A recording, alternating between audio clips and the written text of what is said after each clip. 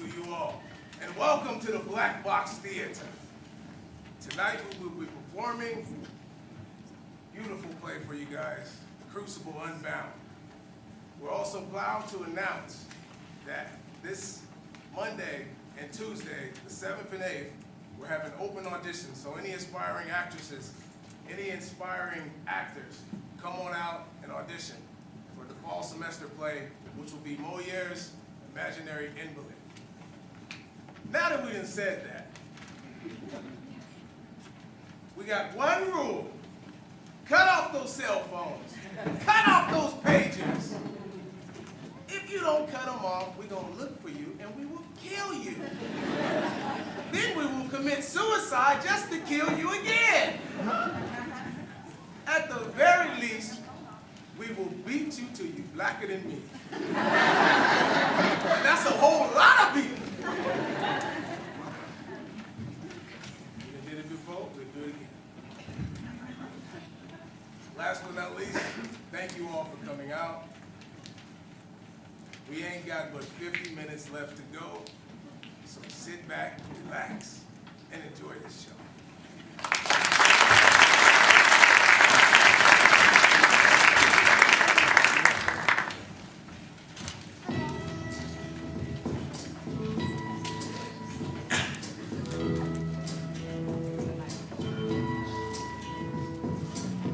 Something happening here.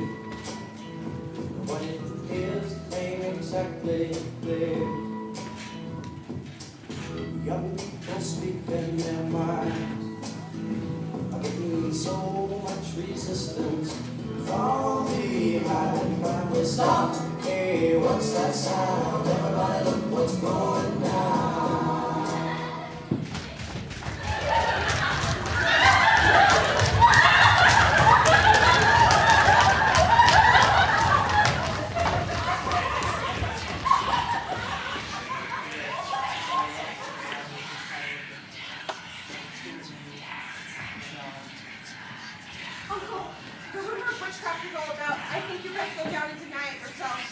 And what shall I say to them?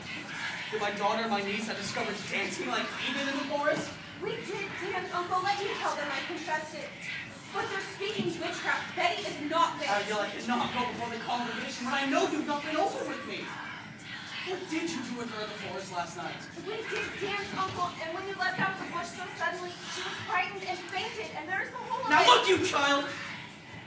You trapped with spirits in the forest. I must know it, for surely my enemies will. And they'll ruin me with it.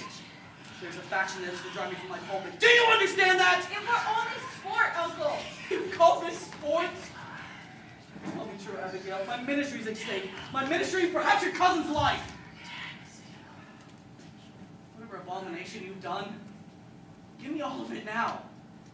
For I dare not be taken unaware when I go before them down there. There is nothing more, I swear it, Uncle. Oh, it is a marvel. Anne, why? It is surely a stroke of hell upon you. No, Anne, it They say you simply... sent for Reverend Hale of Beverly. It's a precaution only. He has much experience in the demonic arts. He hath indeed and found a witch in Beverly. I pray you lead not to witchcraft. We cannot lead to witchcraft. Reverend Paris, I have laid 7 babies unbaptized in the earth.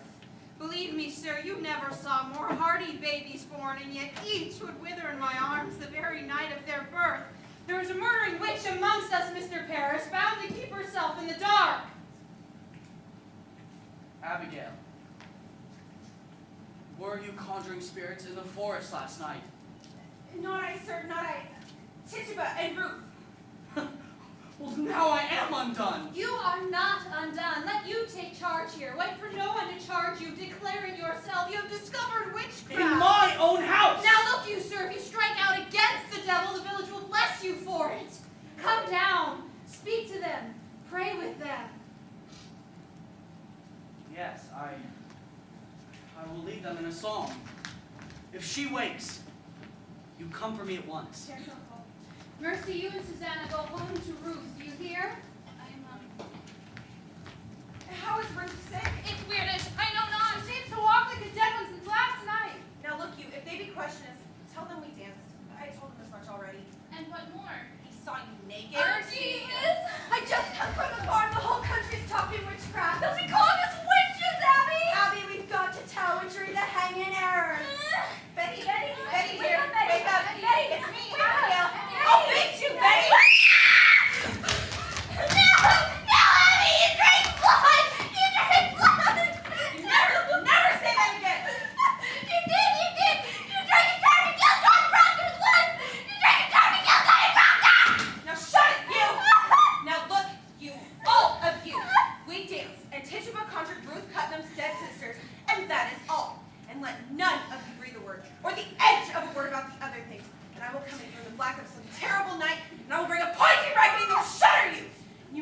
do it. I can make you wish you had never seen the sun go down.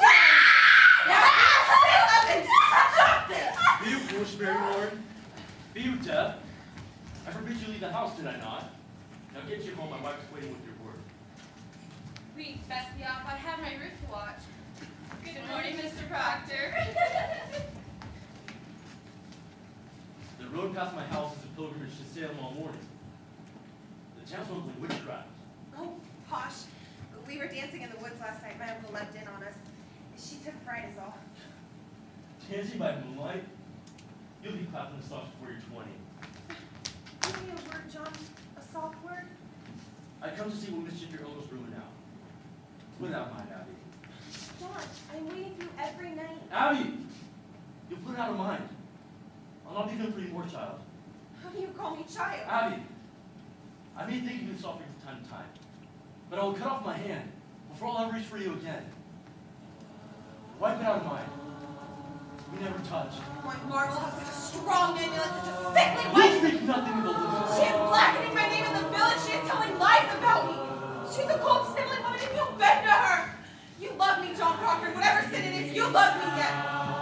John, pay me. What are you doing? She heard you Betty! screaming and Betty! something screaming. The psalm she cannot bear to hear the Lord's name. Forbid. That is a prodigious sign of witchcraft, for they cannot bear to hear the name of the Lord. When Reverend Hale comes, you will proceed to look for signs of witchcraft You do here. not command Mr. Paris. We vote by name in this society, not by acreage. There's either obedience or the church will burn like You hell is speak burning. 1 minute without letting hell again? I'm sick of hell. It's not for you to say what is good for you to hear. I may speak my heart, I think. What? Are we Quakers? We are not Quakers here yet, Mr. Proctor, and you may tell that to your followers. My followers? I'm not blind. There's a faction in this church. There's a party and there's a faction! Against you! Against him and all authority. Why then I must fight it and join it. I like not the smell of this authority. Mr. Hale. Oh, it is good to see you again, sir. Mr. Hale, I would like to introduce the widow Putnam. Putnam, I've not expected such distinguished company, ma'am. It does not seem to help me today, Reverend Hale. I looked to you to come to my house and save my daughter. Do you men also have afflicted children? No. These are farmers. John Proctor. You don't even believe in witches. I never spoke on witches one way or the other. Will you come, Giles? I hear you be a sensible man, Mr. Hale. I hope you leave something in Salem. Will you look after my daughter, sir? She cannot bear to hear the Lord's name, Reverend Hale. That is a prodigious sign of We witchcraft. cannot turn to superstition in this. The devil is precise, and the marks of his presence are as definite as stone. And we must look only for his proper signs and judge nothing beforehand. Now, sir, what were your first warnings of this strangeness? Why, sir, I discovered her. And my niece, Abigail, and 10 or 12 other girls dancing in the forest. You last permit night. dancing? No, it were secret. Abigail, what sort of dancing were you doing with her in the forest? Why common dancing? Abigail, it may be that your cousin is dying. Did you call the devil last night? I didn't call him. Tituba called She him. called I should the like devil? to speak with Tituba. How did she call him? I didn't see no devil. Betty! What are you wake up! concealing? Betty! Have you sold yourself to Lucifer? She made me do it! She made Betty do it! Abby! She comes to me and drink blood! Blood? My baby's Woman, blood. have you enlisted these children for the devil? They're from You the have devil. sent your spirit out upon this child, have She you not? often said Are you to me, gathering she made me souls for laugh the at devil? prayer. She often laughed at She prayer. comes to me every night to go and drink blood! You beg me to go! She begged me to go! She's always making me drink corruption! Mr. Reverend, I never! When did you compact with the devil? I don't compact with the devil! You will confess yourself, Tituba! I will see your death! She must behave. She must be taken and hanged. Don't hang Tituba! I told him I don't desire to work for him, sir. Who? The devil? Now, Tituba, I know that when we bind ourselves to hell, it is very hard to break it with entirety. But we are going to help you tear yourself free. You would be a good Christian woman, would you not, Tituba? Sir, I'm a And Christian you love woman. these little children. Oh, yes, And I you love love God, them. Tituba. I love Then God. in God's holy name into his glory. Yes, Open yes, yourself. yes. Open yourself and let the light of God shine on you. Now when the devil comes to you, does he ever come with another person? Who? Someone in the village? Give us Please their know. names. Give us their Billy names. Osborne. Oh, how many times he bid me kill you, Mr. Paris. Kill me? He said Mr. Paris must be killed. He bid me rise out of my bed and slice my throat! But I told him no. I don't hate that man and I don't want to kill that man. And he told me you work for me, Tituba, and I make you free. And I said you lied.